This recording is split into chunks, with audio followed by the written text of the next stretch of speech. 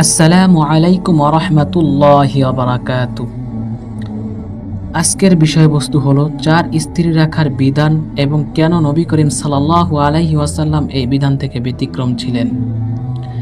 আল্লাহ তাআলা কুরআনে ইরশাদ করেন, ফানকিহু মা তাবা লাকুম মিনান নিসাই মাসনা ওয়া সুলাসা ওয়া রুবা, অর্থাৎ তোমরা পছন্দ মতো স্ত্রী করো 2, 3 বা 4 পর্যন্ত।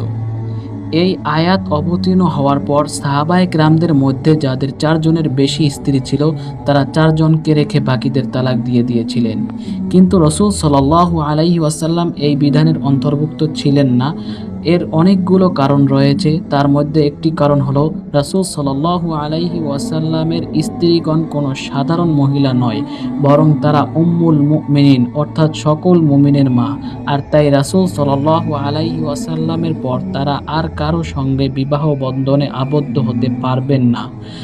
তাছাড়া রাসূল সাল্লাল্লাহু আলাইহি ওয়াসাল্লাম যাদেরকে বিবাহ করেছিলেন তাদের অধিকাংশই এমন ছিল যে তাদের স্বামী যুদ্ধে শহীদ হয়ে গিয়েছে, তাই তারা অসহায় হয়ে পড়েছিল এবং রাসূল সাল্লাল্লাহু আলাইহি ওয়াসাল্লাম তাদের অসহায়ত্ব দূর করতে এবং তাদের সান্ত্বনা দেওয়ার উদ্দেশ্যে তাদেরকে নিজের স্ত্রীর মর্যাদা দান করেছিলেন।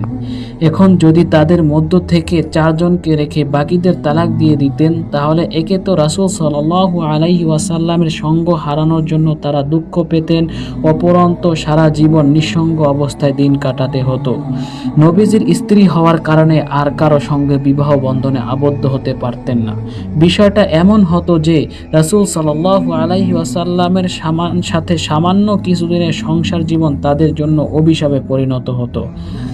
আর যেই সান্ত্বনার উদ্দেশ্যে রাসূল সাল্লাল্লাহু আলাইহি সাল্লাম তাদেরকে বিবাহ করেছিলেন তা তো হতোই না, বরং তাদেরকে আরো দুঃখের মধ্যে নিমজ্জিত করে দেয়া হতো। এ বিষয়ে আরো অনেক যুক্তিযুক্ত কারণ রয়েছে। যদি জানতে চান তাহলে কমেন্ট করুন, আর যদি চ্যানেলটিতে আপনারা নতুন হয়ে থাকেন তাহলে সাবস্ক্রাইব করুন।